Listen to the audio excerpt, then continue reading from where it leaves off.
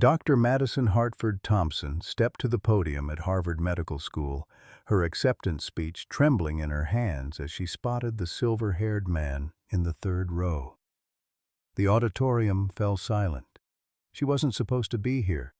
A homeless girl from the subway tunnels had no business at America's most prestigious medical institution. 10 years ago, I made a promise that changed everything. Her voice cracked as memories flooded back. The bitter December night when hunger drove a 7-year-old to beg a stranger for milk money. The audience shifted forward, sensing something extraordinary was about to unfold. William Hartford's weathered face crumpled as tears streamed down his cheeks. The other graduates' families looked confused, but he knew exactly what was coming. The promise? The one that saved 2 lives with 3 simple words. Madison's hands steadied as she gripped the microphone. I told a lonely millionaire, I promised to pay you back when I grow up. The auditorium erupted as she continued. Today, I'm here to tell you how a child's promise taught us both that some debts can only be paid with love. Leave a like and share your thoughts in the comments along with the city you're watching from now. Let's continue with the story. 10 years earlier, December 23, 2014. Snow fell like broken promises across Manhattan's Upper East Side, each flake disappearing the moment it touched the heated sidewalks where wealth insulated everything from reality's bite. William Bill Hartford stood at the floor-to-ceiling windows of his 8th-floor penthouse, watching the city celebrate Christmas without him. At 68, he had everything money could buy, and nothing that mattered. The steel industry fortune he'd built over 4 decades sat untouched in accounts he rarely checked anymore. Success had become his prison, loneliness his only companion. 5 years had passed since Margaret's funeral, 3 since he'd stopped pretending to care about holiday traditions. The automated coffee maker still brewed for 2 every morning, a cruel reminder of conversations that would never come. His daughter Emma's photographs lined the mantel, frozen at age 26, forever young in death while he aged alone with his guilt. And the penthouse stretched around him like a museum of memories he couldn't bear to pack away. 8 bedrooms for a man who barely used one. 4 bathrooms when he could hardly look at himself in a single mirror. The kitchen remained pristine because cooking for one felt like admitting defeat, so delivery boxes filled the trash while the Viking range collected dust. Wall Street had made him rich, but grief had made him hollow. His brother Richard called twice a year with legal papers to sign and subtle suggestions about managing his affairs more responsibly. The building's concierge knew his name, but not his pain. The doorman tipped his hat, but couldn't tip Bill back toward living. Outside, families hurried past, carrying shopping bags and laughter, their breath forming clouds of joy in the winter air. Children pressed their faces against store windows, their wonder intact, their futures bright with possibility. Bill turned away, unable to watch happiness he'd forgotten how to feel. The city that never slept had become his insomniac companion, its lights reflecting off windows that framed his isolation. He'd conquered corporate America, accumulated more wealth than 3 generations could spend, and built a name that commanded respect in boardrooms across the country. But respect couldn't fill the silence at dinner, and money couldn't buy back the conversations he'd been too busy to have when they mattered. Tonight, like every night for the past 5 years, Bill Hartford was the richest man in a room full of ghosts, surrounded by everything except the only thing that could save him, someone who needed him more than his money. The cold bit through Bill's wool coat as he stepped onto Fifth Avenue, each breath forming small clouds that disappeared as quickly as his motivation to keep walking. He'd abandoned his usual car service tonight, choosing instead to walk the 12 blocks home from his lawyer's office where he'd signed another stack of papers that meant nothing to him anymore. Christmas Eve tomorrow, and the city pulsed with an energy that felt foreign against his chest. Families streamed past him, their arms full of last-minute gifts, their voices bright with anticipation. A father lifted his daughter onto his shoulder so she could see the window displays at Bergdorf Goodman. The child's laughter cut through the traffic noise, sharp and pure, and Bill quickened his pace to escape it. Outside the Whole Foods market on East 78th Street, he nearly collided with her. She couldn't have been more than 7 years old, standing perfectly still amid the rushing crowd, holding something bundled in a faded pink blanket. Her dark hair was pulled back in a careful ponytail, and despite the obvious wear on her small winter coat, she stood with a dignity that made him pause mid-step. "Excuse me, sir." Her voice carried the careful politeness of a child who'd been taught manners by someone who still believed they mattered. "Could you help me buy milk for my brother? I promise I'll pay you back when I grow up." Bill's first instinct was irritation. Another street scam, another sob story designed to separate him from his money. He'd heard them all before, had his assistant handle charitable giving through proper channels to avoid exactly this kind of personal confrontation. His hand moved instinctively toward his phone to call his driver, but something in her eyes stopped him. They held a seriousness that belonged on a much older face, the kind of gravity that comes from carrying responsibilities too heavy for small shoulders. She wasn't looking at him with the practiced desperation he'd expected, but with genuine hope tempered by the fear of rejection. "How much milk does he need?" The question came out of his mouth before his brain could stop it. The little girl's face brightened, but carefully, as if too much enthusiasm might scare away this unexpected miracle. "Just 1 carton, sir. The special kind for babies with allergies. It's more expensive, but Tommy can't have the regular kind or he gets real sick." She shifted the bundle in her arms, and Bill caught a glimpse of a chubby toddler face, pink with sleep and cold. The baby's breathing made small whistling sounds, and even Bill's untrained ear could detect the labored quality of each exhale. "Where's your mother?" The question carried more suspicion than he'd intended. "She's at home. She's been sick for a while now, and walking makes her cough really bad. She doesn't know I came out by myself." The child's honesty was disarming. "I know I'm not supposed to, but Tommy was crying because we ran out of his special milk, and Mama was crying too, and I thought maybe if I could find someone nice—" Her voice trailed off as she registered the expression on Bill's face. Years of corporate negotiations had taught him to mask his emotions, but something about this child's straightforward vulnerability stripped away his defenses. "What's your name?" he heard himself ask. "Madison Johnson, sir, and this is my baby brother, Tommy." She adjusted the blanket so Bill could see the toddler's face more clearly. The child had his sister's dark eyes, but where hers held old wisdom, his showed only trust and the simple need for comfort. Bill looked around at the evening crowd, at the families laden with shopping bags from expensive stores, at the couples holding hands as they planned their perfect Christmas morning.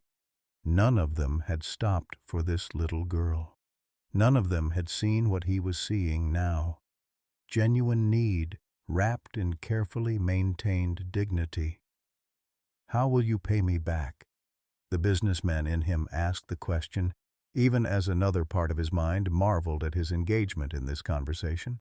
Madison's face grew very serious. She reached into her coat pocket and pulled out a small notebook, its pages held together with a rubber band. "I write down everything I owe people in my promise book. See?" She opened it to show him pages covered in careful 7-year-old handwriting. "Mrs. Chen from the laundromat, 50 cents for using her phone. Miguel from the deli, $2 for the sandwich when I didn't have enough money and Tommy was hungry. I keep track of everything." Bill found himself leaning closer to read the childish script. Each entry was meticulously recorded, amounts, dates, and the circumstances of each small kindness someone had shown her family. At the bottom of each page, she'd written the same thing: "I will pay back when I'm big enough to work." I'm going to be a doctor someday, Madison continued, her voice gaining strength. Doctors make good money, right? So I'll be able to pay everyone back plus extra for waiting so long. The simple faith in her voice, that the world would allow a homeless 7-year-old to become a doctor, that people would wait years for repayment of small kindnesses, that tomorrow would somehow be better than today, hit Bill with unexpected force. He straightened up, decision made without fully understanding why. Come on then, let's get that milk. Madison's smile could have powered the Christmas lights stretching down Fifth Avenue. Really, sir? You'll really help us? Yes, Bill said, and for the first time in years the word felt like a promise he wanted to keep. But I want to meet your mother, too. Where exactly is home? The light in Madison's eyes flickered slightly. It's not far, sir, just a few blocks. But maybe you could just give me the money and I'll get the milk myself. Mama gets nervous around strangers especially. She trailed off, clearly struggling with how to explain her mother's wariness of well-dressed white men without causing offense. Especially men like me, Bill finished gently, understanding more than she realized. Madison nodded, relief flooding her features. She's been hurt before by people who seem nice at first. I don't think she meant anything bad by it, sir. Bill looked down at this remarkable child who was trying to protect both his feelings and her mother's fears, who carried a baby through winter streets to buy medicine, who kept a ledger of debts in a world that had given her every reason to take what she could get.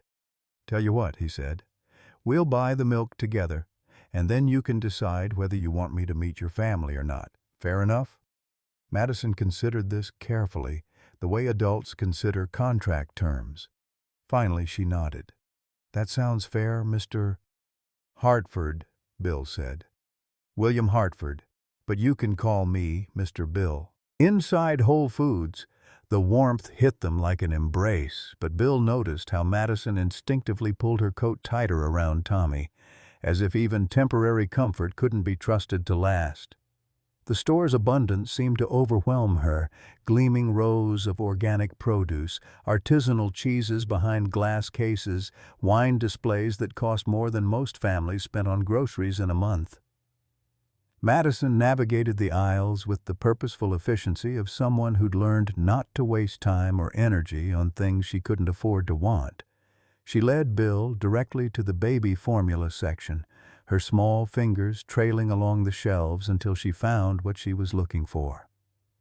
This one, she said, pointing to a specialized formula that Bill was startled to see cost $47.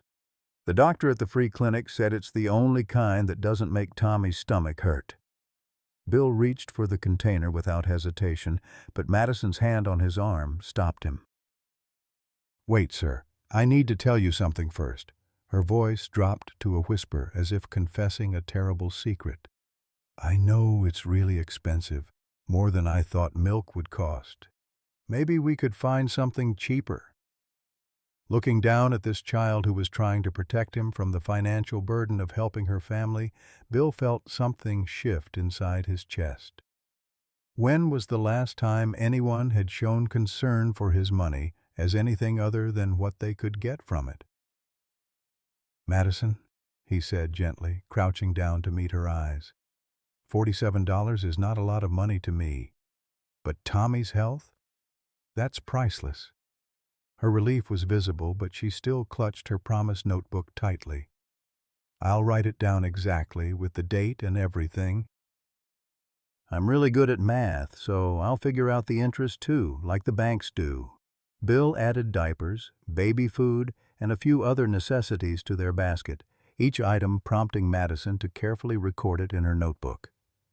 At the checkout, the teenage cashier barely glanced at them, assuming what everyone would assume, grandfather shopping with his granddaughter.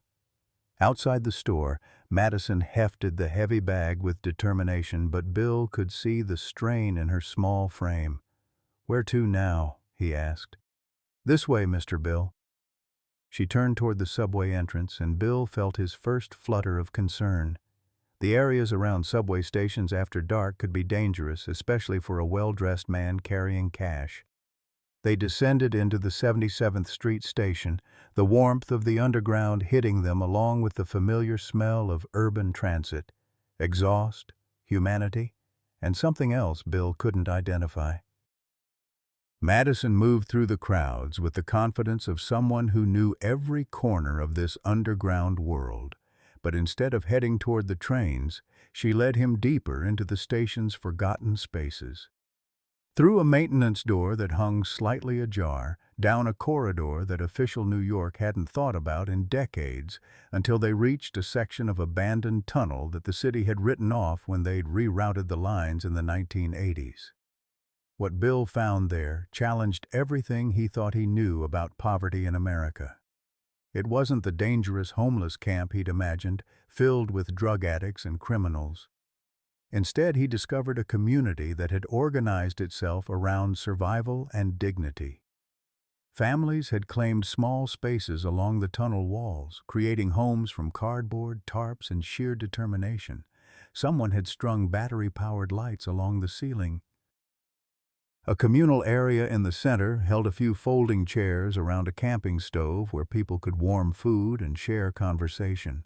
Children played quiet games in corners while adults spoke in hushed tones about job prospects and social services. An elderly man sat reading a paperback novel by lamplight. A woman braided her daughter's hair with the same care she might have shown in a suburban bathroom. These weren't the stereotypical homeless people from news reports or political talking points. These were families destroyed by medical bankruptcies, veterans waiting for benefits that never came, single mothers priced out of apartments by rent increases they couldn't fight, people who'd fallen through cracks in the system but refused to give up their humanity in the process. Madison led him to a corner where blankets had been carefully arranged to create a small living space. A woman sat propped against the wall, holding a baby while trying to suppress violent coughing fits. Even in the dim light, Bill could see the fever flush on her cheeks and the way she struggled to catch her breath between coughs. "Mama," Madison called softly, "I brought Tommy's milk, and this is Mr. Bill. He's the one who helped us." Rebecca Johnson looked up, and Bill saw his daughter Emma's eyes staring back at him from a stranger's face. The same intelligence, the same determination, but worn thin by circumstances that would have broken weaker spirits. She was younger than he'd expected, probably not even 30, but hardship had aged her in ways that had nothing to do with years. "Madison Rose Johnson," she whispered, her voice hoarse from coughing. "You know better than to bother strangers, and you certainly know better than to bring someone down here." "It's okay, Mama. He's nice. He bought Tommy's special milk and everything." Madison began unpacking the supplies, her excitement barely contained. "Look, diapers too, and baby food." The good kind. Rebecca's eyes fixed on Bill with a mixture of gratitude and wariness. "Sir, I appreciate your kindness to my daughter, but I need you to understand that we're not charity cases. Madison shouldn't have asked you for money, and I intend to pay you back for whatever she's cost you." The pride in her voice reminded Bill of his late wife, Margaret, who'd worked 2 jobs to put herself through nursing school and never accepted help easily. But where Margaret's pride had come from strength, Rebecca's seemed born of desperation and too many disappointments. "Mrs. Johnson," Bill said carefully, "your daughter didn't cost me anything. She gave me something I'd forgotten I needed." "Which is what?" Rebecca's tone carried the skepticism of someone who'd heard too many lines from too many men who wanted something in return for their generosity. Bill looked around the tunnel, at the families who'd created homes from nothing, at Madison, organizing the baby supplies with the efficiency of someone twice her age, at Tommy reaching out his small hands toward the warmth of the camping stove. "She reminded me what it feels like to be needed for something that matters," he said simply. The honesty in his voice seemed to catch Rebecca off guard. She studied his face in the flickering light, searching for the angle, the hidden motive, the trap that experience had taught her was always there. "Mama," Madison said, settling beside her mother with Tommy in her lap. "Mr. Bill has a really sad house. It's big and fancy, but there's nobody in it to make it happy. I think maybe God sent him to help us and sent us to help him." 7-year-old wisdom spoken with matter-of-fact certainty.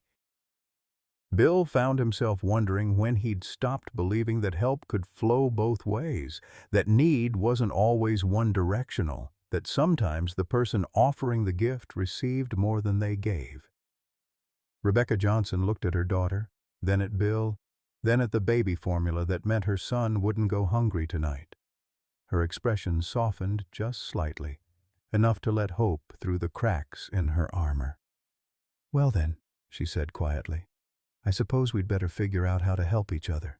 Christmas Eve dawned gray and bitter over Manhattan, the kind of morning that made even the wealthy pull their coats tighter and question their life choices. Bill Hartford stood at his kitchen window, watching the city wake up to another day of last-minute shopping and forced merriment. But for the first time in years, the holiday didn't feel like a punishment. He'd barely slept after returning from the tunnel, his mind replaying every moment of the encounter with Madison and her family. The image of Rebecca Johnson's fierce protectiveness, even while sick with pneumonia, reminded him of Margaret during Emma's difficult teenage years.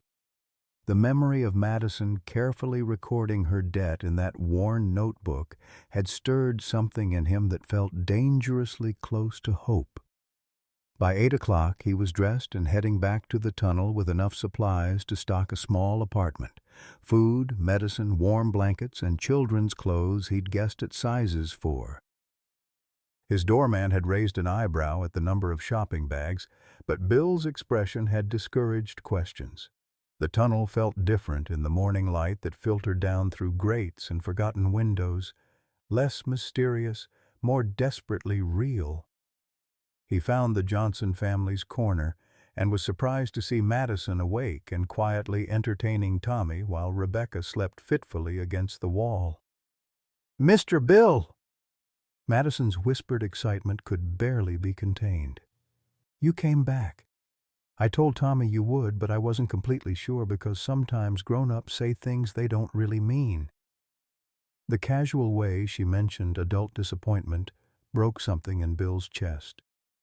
"I always mean what I say, Madison. How's your mother?" "She's really sick. Her cough got worse in the night and she's burning up with fever, Mrs. Patterson from down the tunnel says we should take her to the hospital, but Mama won't go because she's afraid they'll call Children's Services and take Tommy and me away." Bill knelt beside Rebecca, noting the labored breathing and flushed skin that spoke of serious infection. "Madison, your mother needs medical attention today."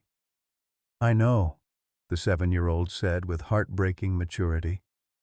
"But she's right about the Children's Services thing. They don't like to keep families together in shelters.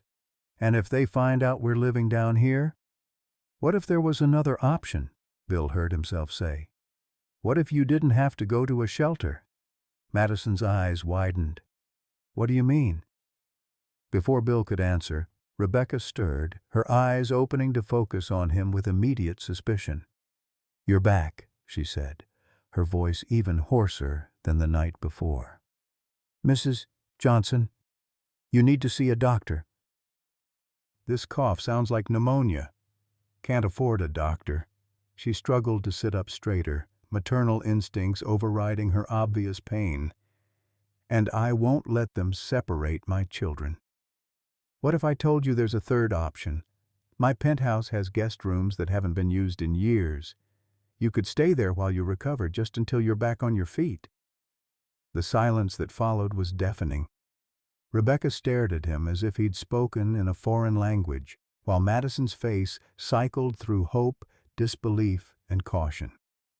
"Sir," Rebecca said carefully, "I may be homeless, but I'm not stupid. Men don't offer women and children luxury accommodations out of the goodness of their hearts. What do you want?" The directness of her question forced Bill to confront his own motivations. What did he want? Company. A family to fill the empty rooms? Someone to need him again? "I want to stop eating dinner alone," he said finally. "I want to stop talking to myself because there's no one else to talk to.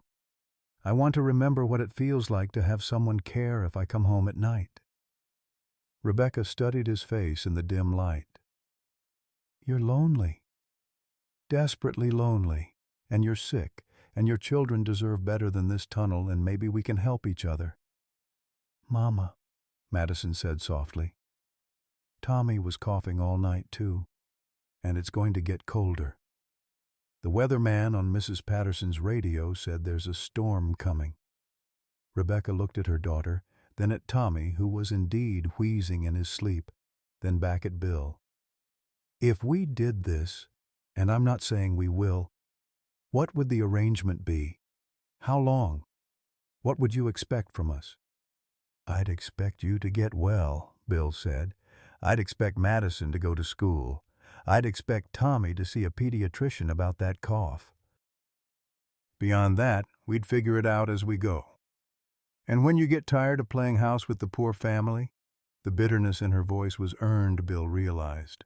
This woman had been disappointed before, had trusted and been betrayed, had probably heard promises that turned into nightmares. "Then we'll figure that out too," he said. "But Mrs. Johnson, right now your son is sick, you're sick, and it's Christmas Eve. Tomorrow is Christmas. And these children deserve better than watching their mother struggle to breathe in a subway tunnel." Madison had been quiet during this exchange, but now she spoke up. "Mama, remember what you always tell me? That sometimes God sends help in ways we don't expect?" Rebecca's laugh turned into a coughing fit that left her gasping. When she could speak again, her voice was barely a whisper. "You think God sent a rich white man to save us?" "Maybe," Madison said seriously. "Or maybe God sent us to save him."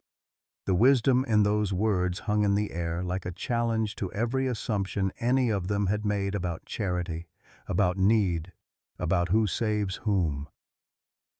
2 hours later, Bill was helping Rebecca walk slowly through the lobby of his building while Madison carried Tommy and tried not to gawk at the marble floors and crystal chandeliers. The doorman's professional smile faltered slightly when he saw Bill's unusual guests, but years of training kept him from commenting. In the elevator, Rebecca swayed on her feet, and Bill instinctively reached out to steady her. She tensed at his touch but didn't pull away, her fever making her too weak to maintain all her defenses. "Mama, look how high we're going." Madison pressed her face to the elevator's glass wall as they rose through the building. "We're going to live in the clouds." "Temporarily," Rebecca corrected weakly. "We're staying temporarily." The penthouse doors opened directly into Bill's foyer, and the contrast between their previous home and this one was almost surreal. 8,000 square feet of marble, hardwood, and floor-to-ceiling windows overlooking Central Park, furniture that cost more than most people's cars, art that belonged in museums.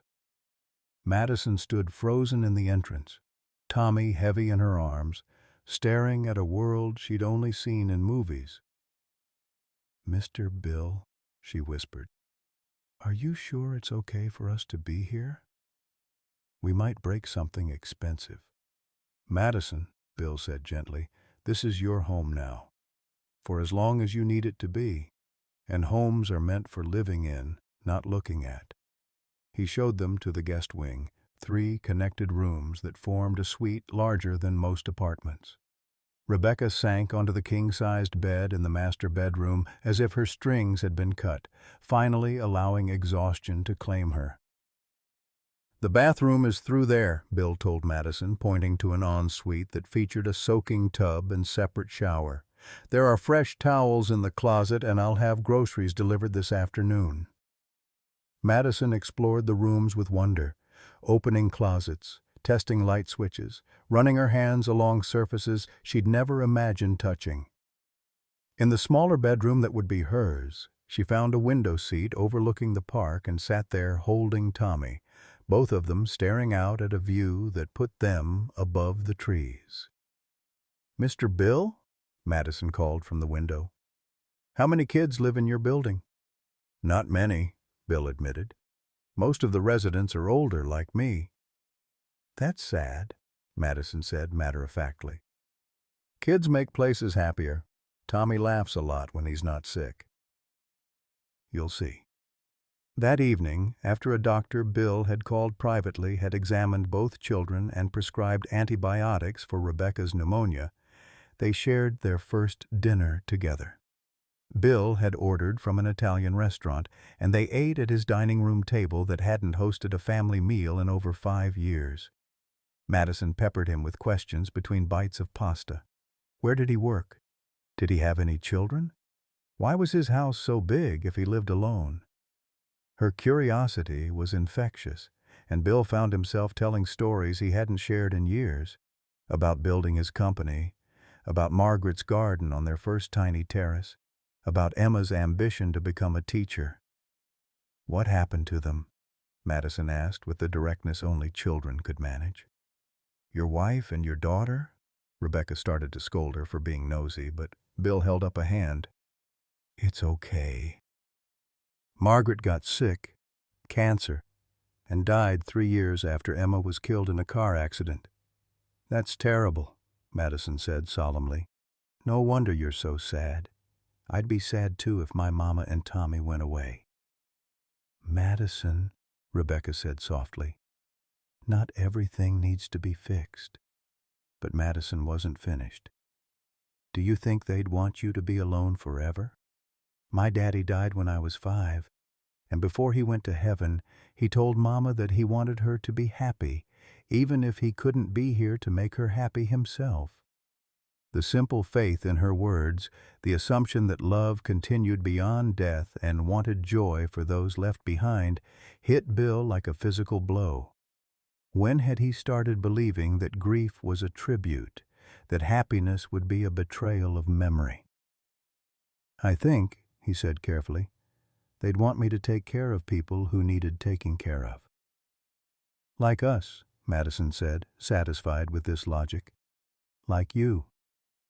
That night, Bill listened to the sounds of a living house.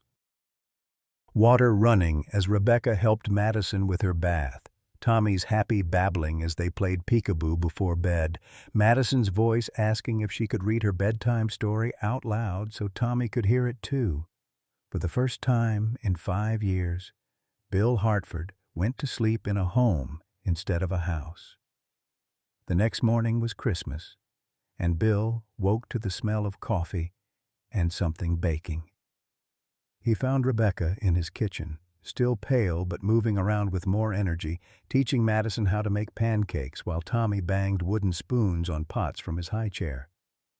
"You didn't have to cook," Bill said, touched by the domesticity of the scene. "I needed to do something," Rebecca replied. "I don't take charity well." "This isn't charity," Bill said. "This is family." The word hung in the air between them, loaded with possibility and fear. Madison looked up from the pancake batter, her face bright with hope. Tommy continued his percussion performance, oblivious to the weight of the moment. "We're not your family," Rebecca said quietly. "You could be," Bill replied. "If you wanted to be." And in that moment, in his kitchen filled with the chaos of breakfast and childhood and life, Bill Hartford began to understand the difference between being rich and being wealthy. The first month in the penthouse passed like a dream that neither Bill nor Rebecca quite trusted to be real. Madison adapted to luxury with the resilience of childhood, treating the marble floors as her personal skating rink and stocking feet, and turning the walk-in closets into elaborate dollhouses for the stuffed animals Bill kept mysteriously acquiring. Tommy's health improved dramatically with proper nutrition and medical care. The wheezing disappeared, his cheeks filled out, and his vocabulary exploded as he discovered the joy of having adults who responded to his attempts at communication. His favorite word became Bill Bill, which he shouted with delight whenever his benefactor entered a room. But it was the quiet moments that transformed them all. Rebecca, reading medical journals Bill had ordered for her, preparing for her licensing exam with a determination that reminded him of Margaret's return to nursing school. Madison doing homework at the dining room table while Bill worked nearby, both of them companionably silent, except for occasional questions about math problems or stock reports. The evenings became sacred time. After dinner, they'd gather in the living room where Madison would read aloud from whatever book had captured her imagination that week, her voice growing more confident with each passing day. Tommy would fall asleep in Bill's lap, his small weight an anchor to a present Bill had never dared to imagine. "You're different than I expected," Rebecca said one evening after the children were in bed. They sat on opposite ends of the couch, sharing a bottle of wine Bill had opened to celebrate her passing another practice exam. "How so?" Bill asked, genuinely curious about her perception of him. "When Madison first described you, I pictured some old man trying to buy his way into heaven. Rich guy with a guilty conscience, you know. But you're not trying to save us.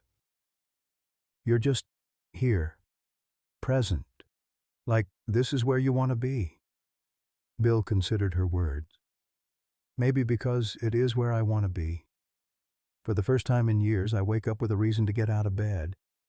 Madison thinks you're lonely because your family went to heaven before you were ready. Madison has interesting theories about most things." Rebecca smiled, the first completely unguarded expression he'd seen from her. "She told me yesterday that she's decided you're going to marry me so we can be a real family. I hope you know I didn't put that idea in her head." The conversation hung in the air between them, loaded with possibilities neither was quite ready to explore. Bill felt heat rise in his cheeks, a sensation he hadn't experienced in decades. "She mentioned something similar to me," he admitted. "I told her that families come in all shapes and sizes, and ours was just fine the way it was." "Ours," Rebecca repeated softly. "When did we become an ours? I think it happened the first night you let me read Tommy a bedtime story." They sat in comfortable silence, each lost in thoughts about futures that seemed simultaneously impossible and inevitable. Outside, Manhattan glittered with its usual indifference to individual human dramas. But inside this penthouse, three people were discovering what it meant to be essential to each other. The peace shattered on a Tuesday morning in February when Bill's brother Richard arrived unannounced.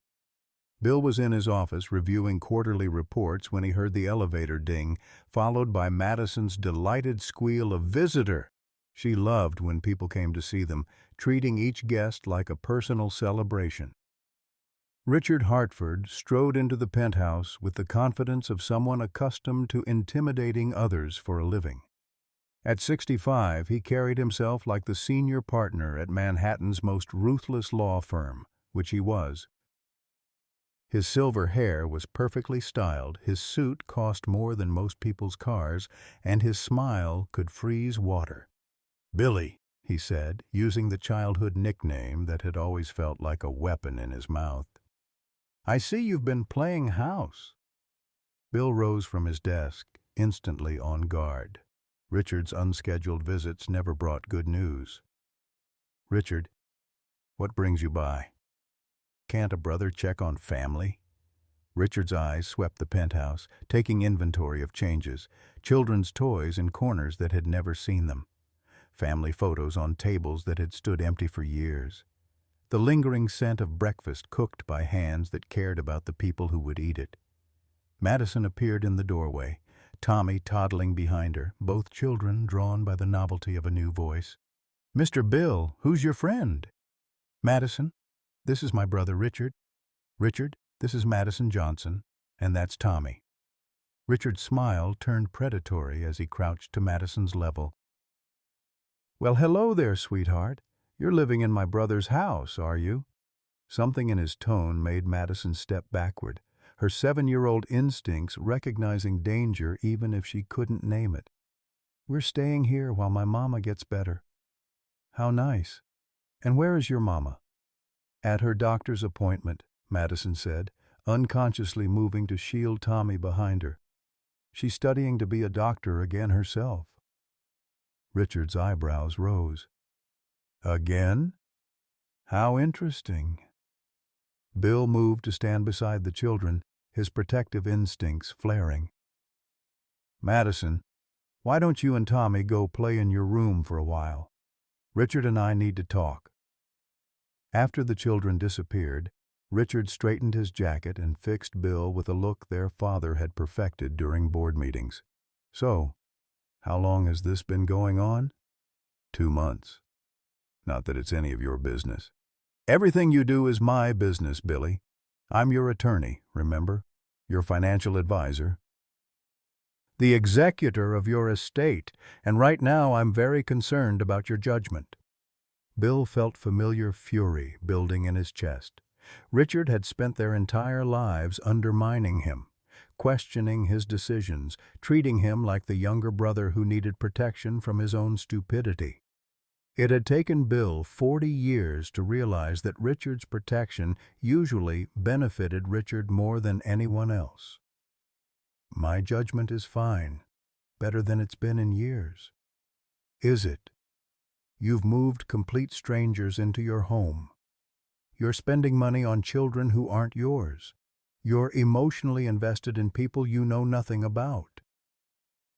Richard moved to the window, hands clasped behind his back in a pose that suggested he was about to deliver a devastating closing argument.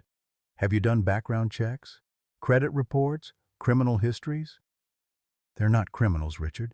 They're a family who needed help.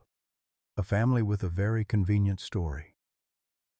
Beautiful woman, adorable children, just desperate enough to pull at your heartstrings, but not so damaged as to be off-putting. Billy, you've been played. The words hit Bill like physical blows, not because he believed them, but because they voiced fears he'd worked to suppress. What if Rebecca was using him? What if Madison's affection was calculated? What if he was just a lonely old fool who'd confused gratitude with genuine caring? You don't know what you're talking about. Don't I? Let me paint you a picture. Woman loses her medical license under suspicious circumstances, finds herself homeless with 2 children, discovers that playing on the sympathies of wealthy men is easier than actually working, targets someone isolated, vulnerable, desperate for family connection. Stop. She's probably done this before, Billy. These people are experts at identifying marks. They study you, learn what you need to hear, become exactly what you're looking for. I said, stop. Richard turned from the window, his expression softening with what might have been genuine concern if Bill hadn't known him better. I'm trying to protect you, the way I always have. You're not thinking clearly, and I can't stand by and watch you destroy everything our family built. Our family? Bill's voice rose dangerously. What family, Richard? You call twice a year and send Christmas cards signed by your secretary? You've never once asked how I was doing after Margaret died, or if I needed anything after Emma's accident. The only time you show interest in my life is when you think I'm doing something that threatens your inheritance. Richard's mask slipped for just a moment, revealing the calculation beneath his concern. That's not fair, isn't it? When was the last time you visited just to spend time with me? When was the last time we had a conversation that wasn't about business or legal documents or managing my affairs? This isn't about me. This is about you making decisions that could have serious consequences, financial consequences, legal consequences.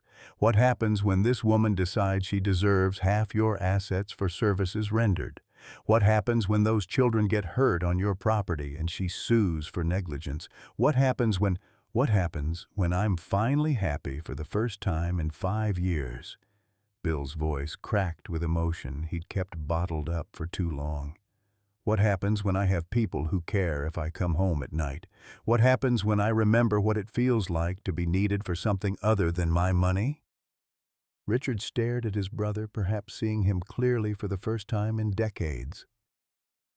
The desperation in Bill's voice, the way he'd aged beyond his years in grief and isolation, the spark of life that had returned to his eyes in recent weeks. "Billy," he said more gently, "I just don't want to see you get hurt." "I'm already hurt, Richard. I've been hurt for 5 years. The only difference is that now I'm also healing." They stood facing each other across the room, years of resentment and misunderstanding between them like a chasm neither knew how to cross. Richard had spent their childhood protecting his younger brother from real and imagined threats. But somewhere along the way, protection had become control, and concern had become manipulation. "I've hired someone to look into their background," Richard said finally. "Just to be safe." Bill's blood ran cold. "You did what?" "A private investigator. Very discreet. He'll have a full report within the week." "You son of a bitch." Bill's voice was quiet, deadly. "You had no right." "I had every right." "As your attorney and your brother. Get out. Billy, get out of my house, now, and call off your investigator." "I can't do that. Not when I believe you're in danger." Bill moved toward the elevator, his intention clear. "Then we have nothing more to discuss." Richard followed, his composure finally cracking. "This isn't over. If she's running a con, I'll expose it. If she's after your money, I'll prove it. If she's dangerous, I'll stop her." "The only dangerous person in this room is you," Bill said, his finger hovering over the elevator call button. "You'd rather see me miserable and alone than happy with people you can't control." As the elevator doors closed on Richard's retreating figure, Bill realized that the war for his soul had just begun. The investigation began like a cancer, growing invisibly while life continued its surface normalcy. For 3 weeks after Richard's visit, Bill tried to pretend nothing had changed. He still helped Madison with her homework, still listened to Rebecca practice her medical terminology, still felt his heart lift when Tommy called his name from across the room. But paranoia had taken root in his mind like a poison seed. He found himself studying Rebecca's expressions for signs of deception, analyzing Madison's spontaneous hugs for calculation, questioning whether Tommy's affection was genuine or coached. The doubt ate at him from the inside, turning golden moments bitter with suspicion. Rebecca noticed the change first. "You've been quiet lately," she said one evening as they cleaned up after dinner. Madison was in the living room reading to Tommy, their voices a gentle soundtrack to the domestic scene that had become their routine. "Just work stuff," Bill lied, unable to meet her eyes. "The market's been volatile." "Bill?" She dried her hands on the dish towel, then turned to face him fully. "What's wrong? Really?" He wanted to tell her about Richard, about the investigation, about the fears that kept him awake at night. But what if she was playing a long game? What if her concern was just another manipulation? The questions his brother had planted grew like weeds in his mind. "Nothing's wrong," he said, but his voice carried no conviction. Rebecca studied his face with the clinical attention she'd once used to diagnose patients. "Something's changed since your brother's visit. Did he say something to upset you?" The directness of her question should have been reassuring, but Bill's corrupted thinking twisted it into evidence of guilt. How did she know Richard had said anything unless she was worried about being exposed? "Richard has concerns about the arrangement," Bill said carefully. "What kind of concerns?" "He thinks I'm being taken advantage of." Rebecca went very still. When she spoke again, her voice carried a chill that reminded Bill of the woman he'd first met in the tunnel, the one who trusted no one and expected nothing good from the world. "I see. And what do you think?" "I think Richard has always been suspicious of everyone in my life." "That's not what I asked. Do you think I'm taking advantage of you?" The question hung between them like a blade. Bill looked at this woman who'd brought laughter back into his house, who'd taught him how to make pancakes and helped him remember what it felt like to be needed. But Richard's voice echoed in his head. These people are experts at identifying marks. I don't know, he said, the words feeling like glass in his throat. Rebecca's face went blank, all emotion carefully erased. I see. Rebecca, no, I understand. Rich old man, poor young woman with children. The oldest story in the book, right? Her laugh was sharp enough to cut. I should have seen this coming. It's not like that, isn't it? You've been watching me differently for weeks, studying me like I'm some kind of specimen, waiting for me to show my true colors. She untied her apron with sharp, angry movements. Well, congratulations, Bill. You've successfully destroyed something beautiful because you couldn't trust it to be real. She started to leave the kitchen, then turned back. You want to know what I think? I think your brother is right about one thing. You are being taken advantage of, just not by me. That night, Rebecca began packing their few belongings. Bill found her in the guest room, folding Madison's clothes with mechanical precision while tears streamed silently down her cheeks. You don't have to leave, he said from the doorway. Yes, I do. This was always temporary, remember? I just forgot for a while that fairy tales don't happen to people like me. Madison appeared beside Bill, having sensed the tension that now filled their home like smoke. Mama, why are you putting my clothes in the bag? Are we going somewhere? Rebecca's composure cracked slightly. We're going back to our old life, baby. This was just a visit. But I don't want to go back to the tunnel. I want to stay here with Mr. Bill. This is our home now. It was never our home, Madison. It was Mr. Bill's home, and he was kind enough to let us stay for a while.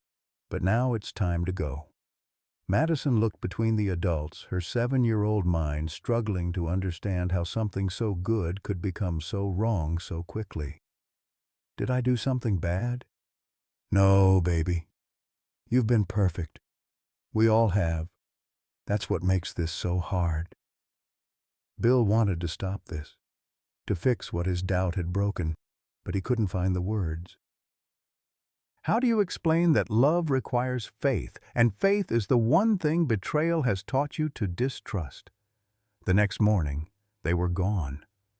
Bill woke to silence so complete it felt like death. No sounds of breakfast being prepared, no children's laughter, no Rebecca humming while she folded laundry, just the hollow echo of his own footsteps in rooms that had briefly been home to something precious. He found Madison's notebook on the kitchen counter, left open to a page that nearly brought him to his knees. Mr. Bill, $4,700 for Tommy's milk plus interest equals $5,200. I will pay you back someday, I promise. Thank you for teaching me that families can be made from love, not just blood. Love. Madison Hartford Johnson. She'd given herself his name. In her childish handwriting, she'd claimed him as family, even as she was being forced to leave him behind. Bill Hartford, who had built an empire on decisive action, spent the next 3 days paralyzed by regret and self-loathing. He wandered his penthouse like a ghost, unable to work, unable to eat, unable to do anything but replay every moment of the past 3 months and wonder how he'd let Richard's poison destroy the best thing that had happened to him in years.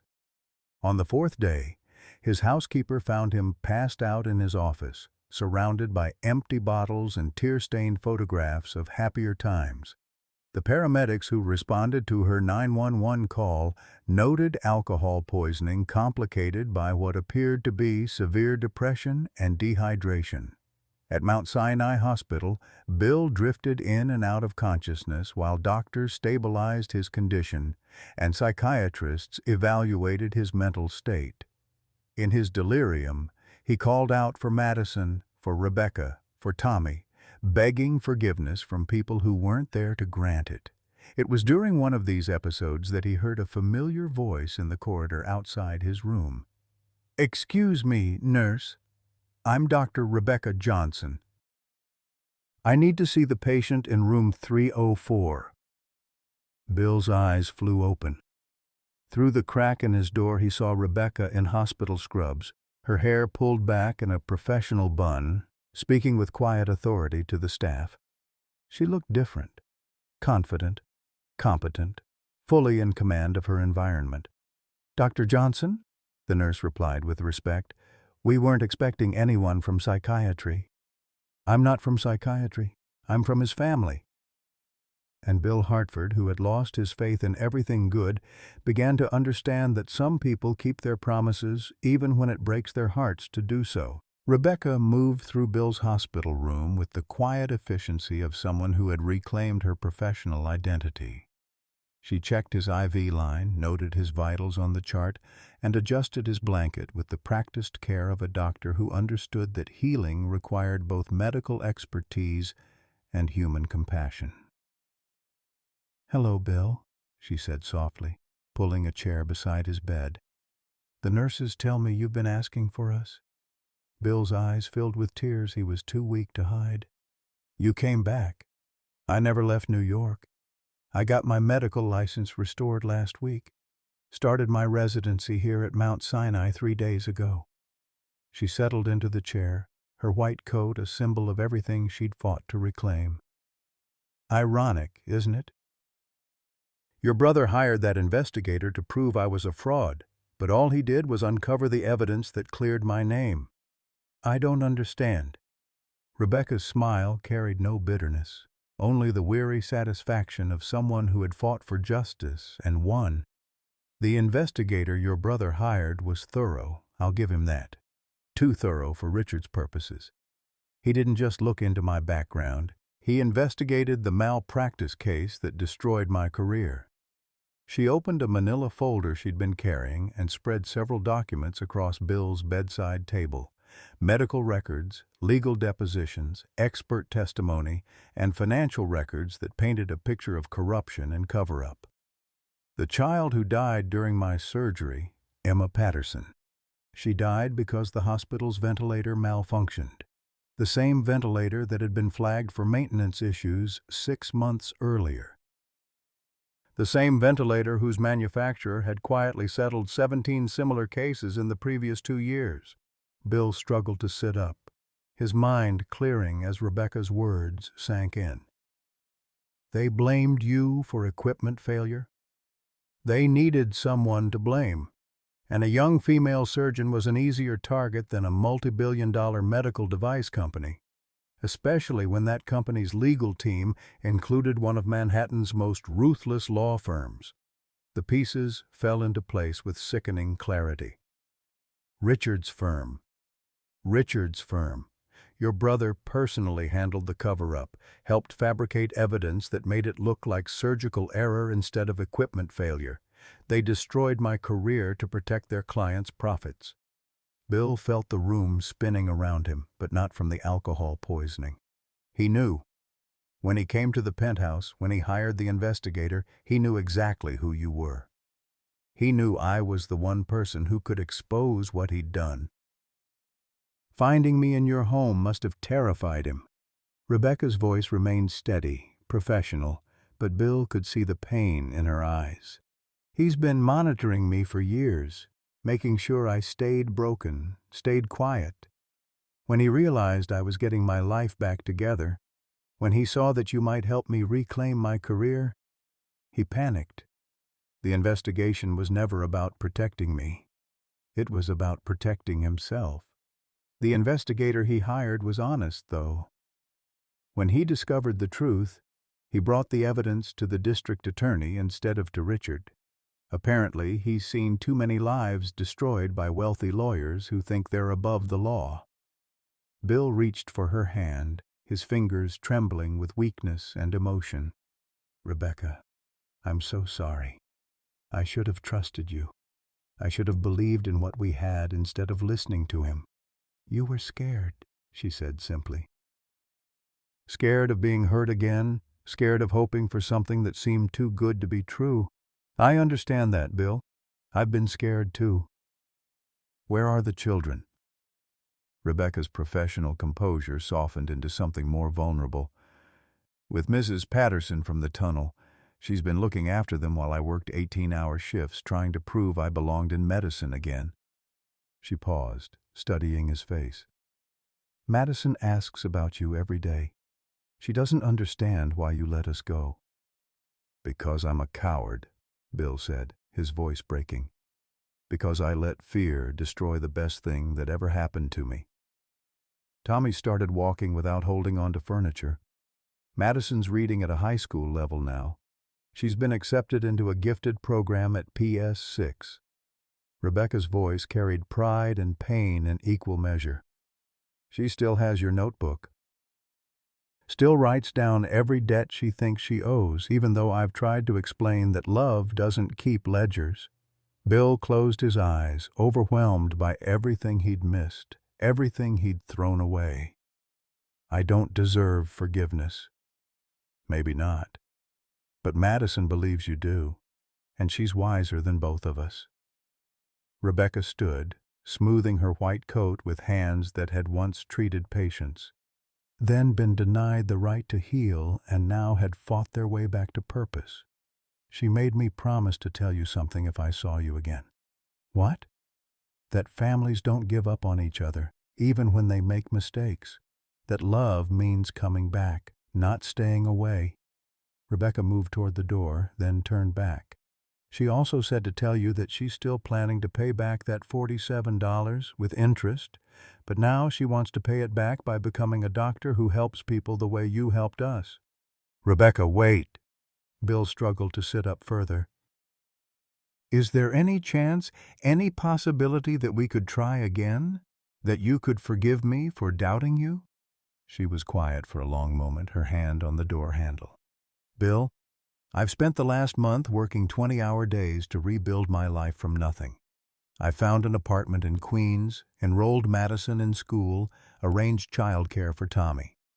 I've done what I should have done from the beginning. I've made us independent. I understand. But," she continued, and the word carried the weight of possibility, "Madison has been drawing pictures of our old life together. Pictures of you reading bedtime stories, of family dinners, of all of us laughing in that big living room. She hangs them on our refrigerator like prayers for something she's lost." Bill's heart hammered against his ribs. "What are you saying?" "I'm saying that independence doesn't have to mean isolation. I'm saying that trust, once broken, can be rebuilt if both people are willing to do the work." She turned to face him fully. "I'm saying that Madison was right about something else too. Sometimes God puts people in our lives to save each other." "What would you need from me? To try again?" "Honesty. Complete honesty about your fears, your doubts, your brother's influence on your thinking. No more letting suspicion poison what we're building. And I need you to understand that I'm not the woman you rescued from the tunnel anymore. I'm Dr. Rebecca Johnson now. I have my own career, my own income, my own sense of self-worth. If we do this again, it's as equals, not as savior and victim." Bill nodded, understanding flooding through him along with something that felt dangerously like hope. "I wouldn't want it any other way." Rebecca opened the door, then paused one final time. "There's something else you should know. The district attorney is filing criminal charges against Richard, fraud, conspiracy, tampering with evidence, destruction of careers for financial gain. The investigator found 17 other cases where your brother's firm used similar tactics." "Good," Bill said, surprised by the venom in his own voice. "Madison heard about it on the news. You know what she said?" Rebecca's smile was soft, full of the wonder that came from seeing the world through a child's eyes. "She said that maybe this was how God planned to pay him back for trying to hurt our family." After Rebecca left, Bill lay in his hospital bed staring at the ceiling, his mind reeling with revelations that reframed his entire understanding of the past months. His brother hadn't been protecting him. He'd been protecting himself. Rebecca hadn't been using him. She'd been healing alongside him. And Madison, with her innocent wisdom and fierce loyalty, had been right about everything that mattered. The door opened again, and Bill expected another nurse.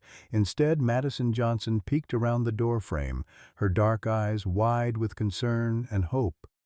"Mr. Bill," she whispered, "Mama said I could see you for 5 minutes if you're not too tired."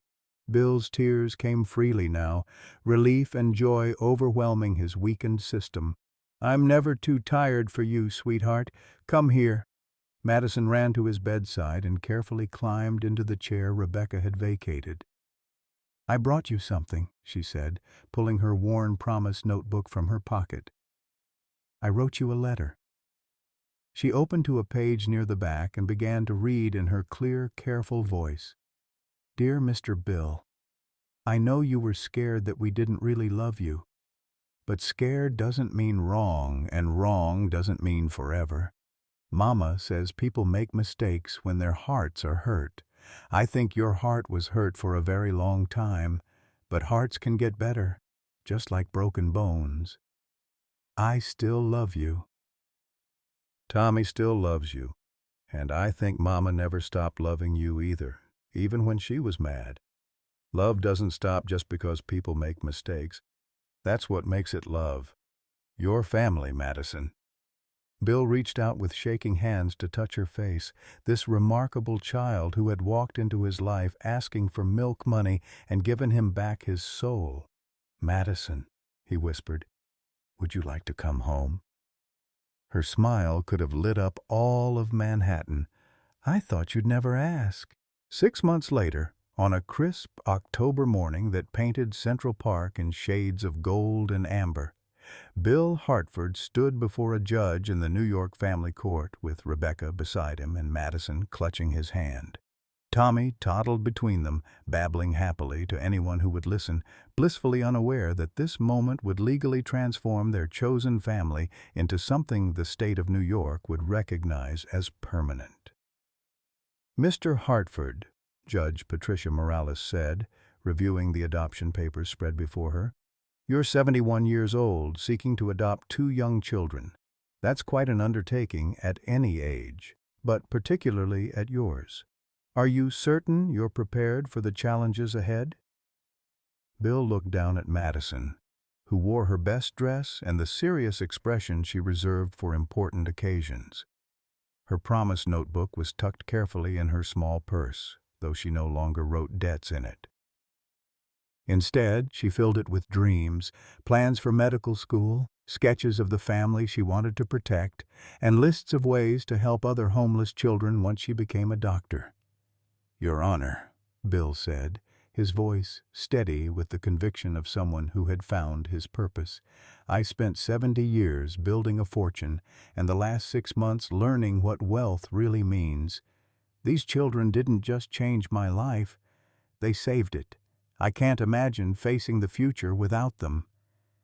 "Mrs. Hartford," the judge continued, addressing Rebecca by the name she'd taken when they married in a simple ceremony the previous month, "you're giving your consent for your former guardian to legally adopt your children.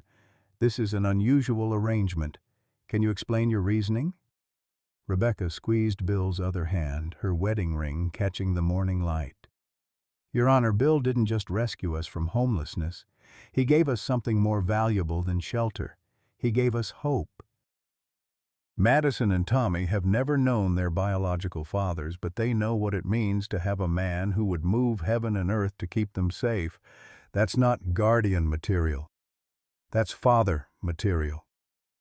Madison looked up at the judge with the directness that had first captured Bill's heart outside that grocery store. "Your Honor, may I say something?" Judge Morales smiled, clearly charmed despite her professional demeanor. "Of course, Madison.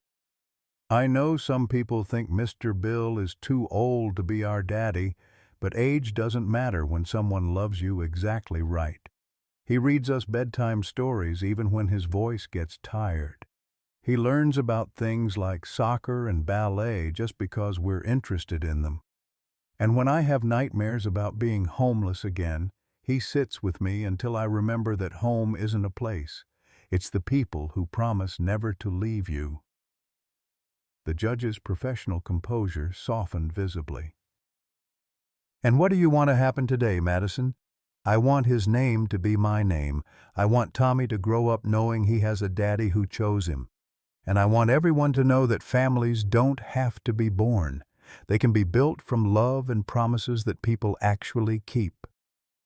Judge Morales reviewed the paperwork one final time, noting the social worker reports that documented the transformation of all 4 family members over the past months. Madison's academic achievements, Tommy's developmental progress, Rebecca's successful return to medicine, and Bill's renewed engagement with life were all carefully chronicled in the files before her. "The court finds that this adoption is in the best interests of both children," she announced. "Mr. Hartford, you are hereby granted full legal rights and responsibilities as father to Madison Rose Hartford and Thomas William Hartford.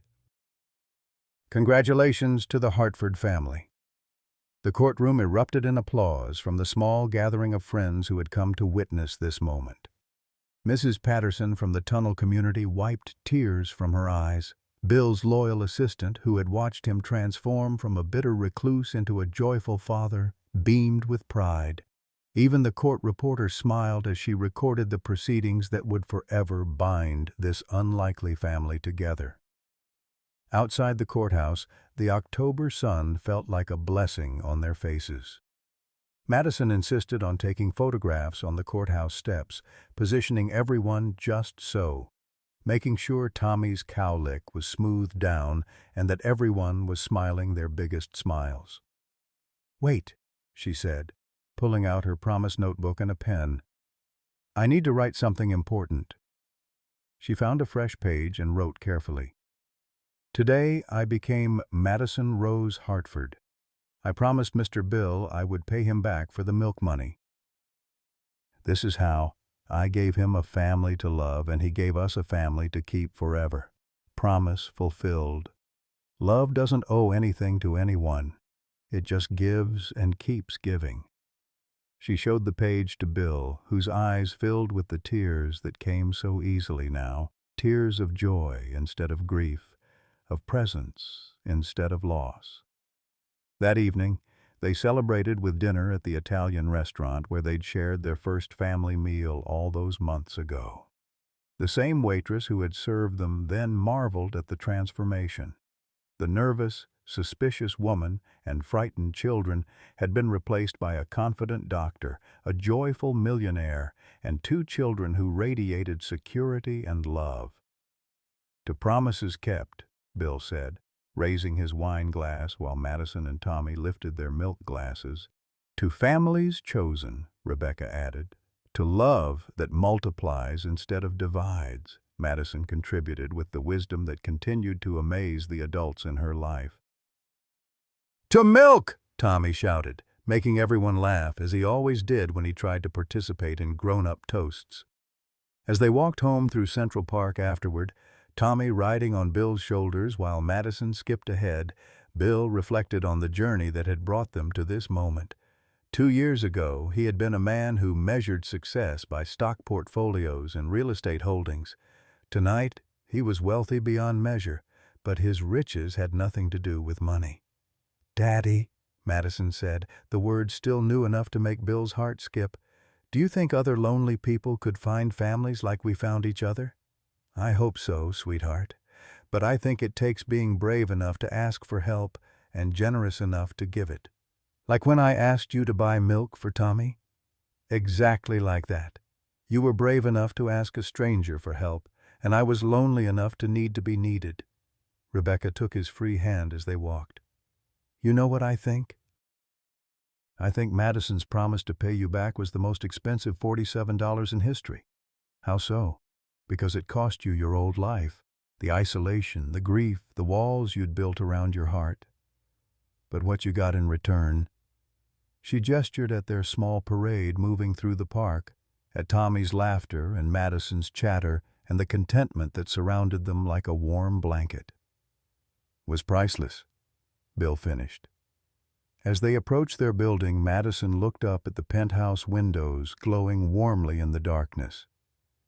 "Daddy, do you ever miss being alone?" Bill considered the question seriously. remembering the man he'd been before that December night when a 7-year-old girl had changed his life with 3 simple words. "Never," he said with absolute certainty. "I didn't know how lonely I was until I learned what it meant to belong to people who belonged to me." "Good," Madison said, satisfied. "Because we're never letting you be alone again."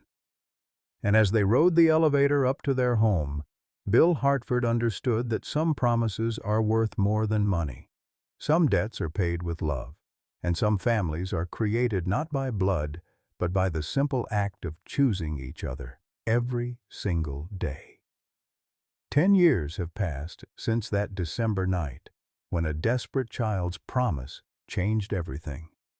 Today, Dr. Madison Rose Hartford stands before Harvard Medical School's graduating class, her acceptance speech echoing through an auditorium filled with dreams realized and futures waiting to unfold.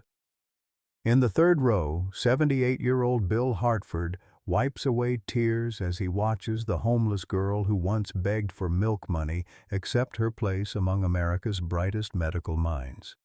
Beside him, Dr. Rebecca Hartford holds 3-year-old Emma, their miracle baby who completed a family built not from blood, but from choice. Tommy, now 13 and already talking about following his sister into medicine, grins with pride at the sister who taught him that promises matter more than possessions. This isn't just Madison's triumph.